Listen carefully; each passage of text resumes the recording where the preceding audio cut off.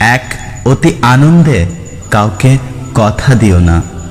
2, রাগের সময় উত্তর দিও না। 3, দুঃখের সময় নির্ণয় করো না। যখন কারোর সাথে প্রতিদিন কথা বলার অভ্যাস হয়ে যায়, ঝগড়া করলেও ভালো লাগে, তবু একটা দিন কথা না বললে খুব কষ্ট হয়।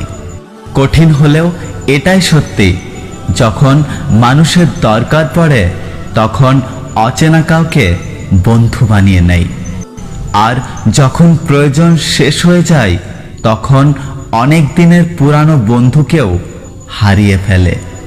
3000 টাকার গিফট দিয়ে হয়তো গার্লফ্রেন্ডকে খুশি করতে পারবেন না, কিন্তু 30 টাকা দিয়ে পথের শিশুকে কিছু খাইয়ে দেখুন। খুশি কাকে বলে নিজের চোখেই দেখতে পাবেন।